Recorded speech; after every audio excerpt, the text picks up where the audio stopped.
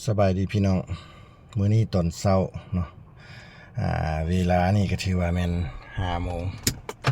นี่พี่น้อง5 โมงนี่แหละ5 โมงใกล้สิครึ่งแต่ว่าไอ้หนุ่มป้อมสิออกไปใส่น้ำมันเพราะว่าน้ำมันรถนี่ก็ขีดเหลืองแล้วเนาะนะแต่ว่าสิไปใส่ป้อมมันใหญ่อยู่ใกล้เฮือนนี่เป็นบนจุดพักน้ำมันแต่ว่ามันสิมีรถบ่หรือว่ามันวางสิไปรอคิวอยู่หั่นเนาะสิไปรอคิวลงเบิ่งว่าสิได้ใส่บ่มื้อนี้น่ะนี่ตอนนี้5 โมงไปเอาไปน้ำกันพี่น้องว่าสิเป็นจังไดตอนนี้ก็ถือว่ายังมืดอยู่ตอนนี้ก็ได้เอาเราสิลงไปรอท่าพี่น้องเอ้ยเขาจะเปิดจักโมงก็ย่านะสิท่ามื้อนี้นะเพราะว่าน้ำมันรถบ่มีแล้วมันสิเป็นแนวใดขี่ไปอันนี้มันเป็นปั๊มใหญ่เนาะเพราะว่าเป็นจุดพักน้ำมันอยู่ใกล้เฮือนนี่แหละขี่มากับบ่ฮอดอันลากดอกเพราะเมื่อวานนี่ก็สิลอยมาใส่ลองเบิ่งว่าสิมาสว่ามาตอนประมาณ 7 โมงโอ้ยรถเต็มเลยพี่น้องเอ้ยฉะนั้นวันนี้เราออกมาเบิ่ง5 โมงครึ่งสิมีรถบ่คันว่ามีก็เป็นตาต่อคิวกับสิต่อเพราะว่าน้ำมันนี่คิดเหลืองแล้วเด้เอาไว้ใส่เวลาฉุกเฉินบ่เป็นหันเป็นนี่เนาะหรือว่ามีอันเดียวกรณีใช้แต่ว่าเมื่อวานนี้มื้อซื้อนี่ก็ถือว่าไปเอารถจักรไฟฟ้ามาคันหนึ่งชีลินก็โอเคอยู่ได้รถจักรไฟฟ้าก็ได้พี่น้องเลยฉะนั้นไปใส่น้ำมันนี่เอาติดตามน้ำกันพี่น้องตอนนี้ก็มาฮอดอันบอลรถกล้องขัวรถไฟแหละเพราะว่าบ้านไอ้หนุ่มป้อมเนี่ยอยู่ใกล้ขัวรถไฟเด้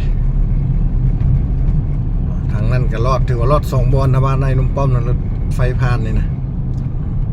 มันเส้นทางตัวนี้มันเส้นทางหลัก21ตัดไปหานาควยเด้อซอดไปฮอดบ้านน้อยเสียงดาพุ่นแหละตอนนี้นะถ้าว่าพาบ้านนาควยไปหันเลี้ยวขวาไปทางสมสง่าแต่ว่าโซนนี้ส่วนหลายแล้วมันมีอันพวกรถบรรทุกจังซี่ได้พี่น้องเอ้ยรถอันลากรถเกตต่างๆอยู่โซนนี้นะมาอยู่เต็มนี่แหละบ้านนี้ก็มีแต่รถใหญ่ทั้งมวลแต่วันนี้มาเบิ่ง5 โมงวันนี้นะมารอใส่น้ำมันอยู่นี่เป็นยังไงเนาะจะได้ใส่คนหมู่บ่หรือว่าเรียนคิวแนวใดใกล้แล้วพี่น้องใกล้แล้วมาทางอันรีสอร์ทอันห้วยขุมคำนี่แหละโอ้ยขันบ่มีนี่ก็สิรอจวดเลยแหละ โอ้ยสภาพบ้านเมืองพี่น้องเอ้ยบ่ฮู้ว่ามาฮอดจุดนี้จังไดเนาะเป็นตาฆ่าที่มันได้มักทำกับเนทันยาฮูนี่ก็ได้แต่ว่ามีคนไปฆ่า2 คนนี่โอ้ยผู้ใดเป็นมือสังหารมือฆ่า2 คนนี่มันคือสิเป็นวีรบุรุษของประเทศของโลกคนแหละพี่น้องเอ้ยเนาะพอ2 คนนี้มันสร้างความวุ่นวายปั่นป่วนให้บ้านเมืองให้โลกพี่น้องเอ้ยป้าถูกพี่น้องเอ้ยปันยังมีรถอันรอเป็นคิวเต็มนั่นล่ะสิได้ใส่บ่เนาะบัดนี้เนาะคนพี่น้องเห็นบ่เอาพี่น้องเบิ่งดูป้าถูกพี่น้องเลยตายขนาดเขามา5 โมงครึ่งนี่นะสภาพการพี่น้องเลยตายแล้วข่อยนะเอากลับมือเฮือนบริเวณสลอกคิวนี่ก็ได้พี่ลึกคุณมีแต่รถ10 ล้อ12 ล้อคุณอันเรียนคิวกันพี่น้องเลยเห็นบ่ขนาดเขามา5 โมงครึ่งเลยนี่พี่น้องเลยเห็นบ่เขามา5 โมงครึ่งเลยนี่เขายังมาเรียนคิวเขายังมาเรียนคิวอยู่นี่โอ้ยตายละข่อยเอากลับมือเฮือนซะคนบ่ใส่ก็บ่ใส่เลยพี่น้องเลยมาเรียนคิวแม่มันซะหน่อยเนาะสิไล่ให้เบิ่งได้มันมีจักคันนี่นะเรียนก็ได้อยู่นี่แต่เขาสิเรียนอยู่ยามนี้พี่เลยนี่นะเรียนซะบ่เนาะบ่เรียนมันดอกบ่มีก็บ่ใส่มันละพี่น้องเอ้ยพุ่น1 คัน 2 คัน 3 คัน4 คัน5 คันเนาะ6 คัน 7 คัน 8 คัน 9 คัน 10 คัน 11 คัน 12 คัน 13 คัน 14 คันมีแต่รถอัน22 ล้อ14 คัน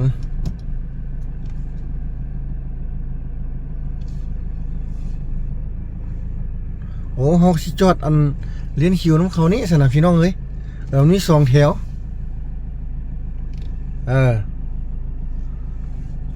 เขาสิจอดเลี้ยนคิวน้ำเขานี่สนะเอาจอดเอาพี่น้องเอ้ยได้จากลิตรกระยามันพอใส่รถเนาะโอ้ยสภาพพี่น้องเอ้ยจอดเลี้ยนคิวน้ำเขาแล้วเขาก็ได้ตายเมื่อกี้บอกว่ามีรถจอดได้2 แถวเนาะมันใส่ได้2 ท่านพี่น้องเอา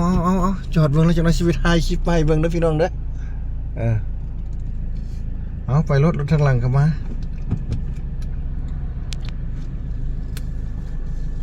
ตายพี่น้องเอ้ย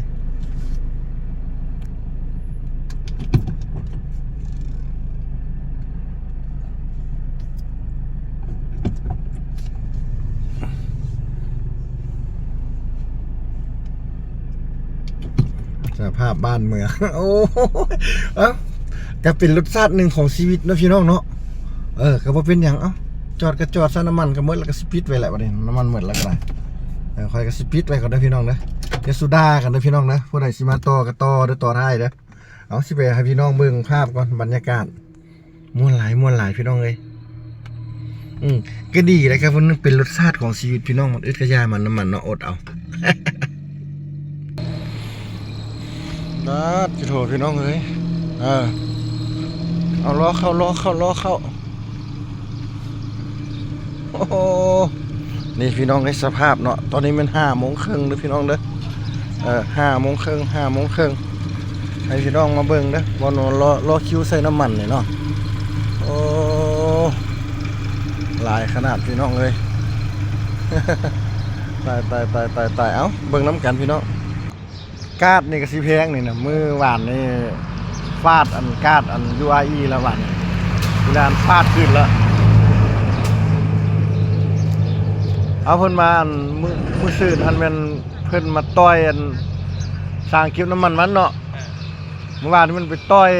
URE คืนแล้วก็งับอันสร้างน้ำมันของอันอิสราเอลคืนมันนี่โอ้ยปาเทศลินเขาเฮ็ดกันเนาะแต่คนในโลกที่มันเดือดไว้ไปก็ว่าโยคันพวกเราไปฆ่าปักถ้ำกับในชันยูฮูนี่คือสิได้เป็นวีรชนของโลกคนแล้วบอกคนนี้จะจดจำไปตลอดเลยนะเนาะเนี่ยมันทำลายเด็ดทอนแล้วเข้าไกลหมดเลยพวกกันตาบวยจริงๆมันติดใส่ตาใครมันบ่มีหันตีมันซ่ากันซื่อนะเดี๋ยวนี้ก็ยังว่าคันพวกมีอันนี้แท้ๆคือบ่ไปเฮ็ดอันยามอันเดี๋ยวนี้มาเนาะเอาให้พี่น้องเบิ่งบ่ต้องย่านเนี่ยโอ้ยบักไหลน้ำมันอีไซเนาะพี่น้องเนาะเอาอีไซนี่ใส่รถบ่เอิดนี่นะเนี่ยบุญน้ำมันพี่น้องเอ้ยโอ้ยมาต่อเฮากับต่อคิวกันพอได้อยู่นี่มาต่ออยู่ใส่เนาะรถเฮาอยู่หั่นในพอได้อยู่บุญน้ำมันพี่น้องเอ้ยพอได้ก็มาทาครับอยู่นี่แหละ6 โมงครึ่งอันนี้มันจุดใหญ่เลยพี่น้องเด้อพอได้อยากใส่มารอคิวได้อยู่นี่เอาพี่น้องแจ้งแล้วเด้อรถใส่น้ำมันเลยเด้อนี่แจ้งแล้วเพิ่นมาไขแล้วพี่น้องเอ้ยไปขึ้นรถก่อนบัดนี้ไปขึ้นรถก่อนบัดนี้นะ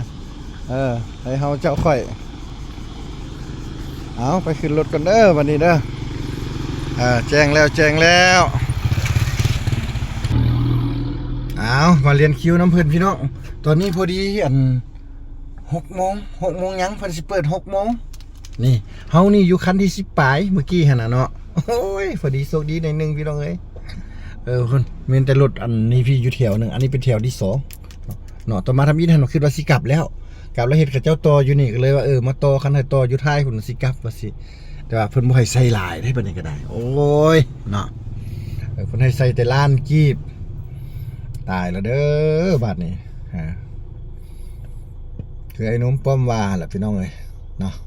สถานการณ์เมื่อกี้ก็ล้มกับอันพูดที่ว่าเขาเจ้ามาใส่น้ำมันหั่นอยู่เขาเจ้าก็ว่าโอ้ยคันพูดได้ไปฆ่าบักคำกับบักเยทันยาฮูหันตายนะคือสิได้เป็นวีรชนของโลกพุ่นแหละโลกจะจดจำจะสรรเสริญดีแหละว่าซั่นนี่ผู้ใดก็สาบแช่งให้ตายผู้ใหญ่ทำกับเนทันยาฮูหั่นเนาะมันก็คือสิบ่โดนดอกพี่น้องเอ้ยผู้ใดก็แสบแซงสาบแซงนี่เอาตอนนี้เขาก็ขึ้นรถล้อท่าลองเบิ่งเด้อพี่น้องเด้อเฮาสิได้ใส่จักโมงแท้ตอนนี้นะ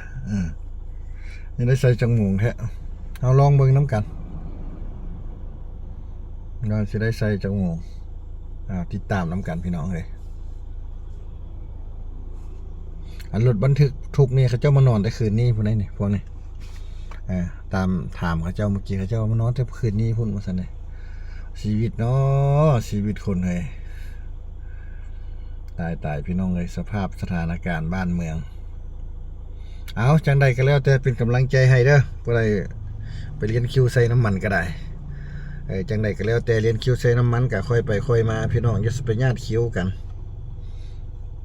ไปตามจังหวะมันนั่นแหละเขาก็คิดว่าสมัยตะกี้พวกเขาบ่มีน้ำมันใส่เขาเดินทางโดยงัวโดยเกียนไว้นั่นก็ยังนั้นเขาคิดว่าย้อนยกไปพุ่นแหละมาฮอดซ้ำนี่ก็พอนี่ก็พอไปแล้วพี่น้องเลยอดทนไปน้ำกัน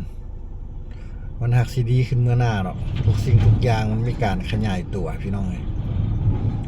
เมื่อมีวิกฤตการณ์มันจะมีตัวหนึ่งมากระทบเมื่อกระทบแล้วมันก็จะไปมันก็จะมีการขยายตัวนั้นขึ้นไปพี่น้องเลยทฤษฎีของความขัดแย้งของเฮเกลบอกว่าเวลามันขัดแย้งมันจะนำไปสู่อันที่ดีลดเนาะอันนี้เช่นเดียวกันเมื่อมีปัญหาเดี๋ยวนี้มันก็ต่อไปมันก็จะดีขึ้นไปนะอันนี้ตามทฤษฎีของเฮเกลได้แต่ว่าสังเกตเบิ่งก็ดีแท้ได้พี่น้องเอ้ยตามที่ผ่านมาแต่นี่ก็เช่นเดียวกันผ่านวิกฤตการแข่งนี้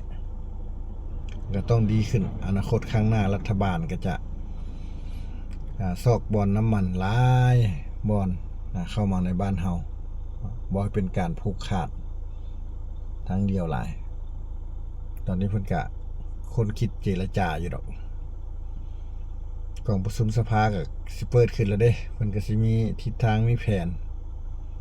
เอาสู้ๆน้ำกันพี่น้องเอ้ยแล้วก็รอเบิ่งคลิปไอ้หนุ่มป้อมด้วยว่าสิได้ใส่จักโมงสิถ่ายให้เบิ่งเด้อมื้อนี้นะถ่ายจนฮอดอันใส่น้ำมันพุ่นล่ะเอาตอนนี้แม่น6 โมงพี่น้องเอ้ย6 โมง 11 นาทีตอนนี้เริ่มเคลื่อนไปละขยับไปละมีการเริ่มขยับเกิดขึ้นละเนาะเริ่มขยับเกิดขึ้นแล้วตอนนี้นะ6 โมงปลาย11 นาทีนี่แต่ว่ารถน้ำมันนี่กองเห็นเลยพี่น้องเลยเขาเจ้ามาเติมให้ขนาดกำลังแล่นเขาไปเติมอยู่ที่อันสร้างเขาเจ้าแต่ว่าน้ำมันก็หลายอยู่ดอกแต่ว่าเขาก็ได้มาแย่กันใส่อันนี้มันตัวนี้กับบ่อึดดอกพี่น้องเลยคันดาผู้ใดมารอใส่เด้ออยู่จุดนี้แนะนำพี่น้อง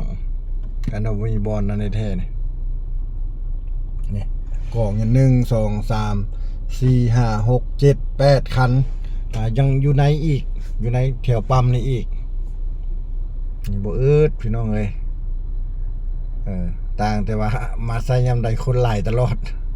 ก็เลยได้มารอคิวไปสิแหละเพื่อว่าเป็นรสชาติครั้งหนึ่งของชีวิตเวลาวิกฤตน้ำมันเขาก็ยังได้มารอคิวพอบ่ได้ตกเทรนน้ำเพิ่น โอ้ยบ่หยอกดังหัวพี่น้องไปซื้อนี่ล่ะเอาพี่น้องความพยายามอยู่บนใดความสำเร็จอยู่บนนั้นตอนนี้ก็ถือว่าเฮานี่เป็นคันยังเหลือ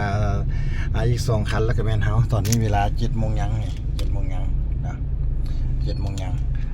เนาะเฮาก็ได้ใส่กันแล้วบัดนี้นะแต่ว่าโอ้ยพี่น้องเอ้ยคนเรียนคิวกันเป็นแถว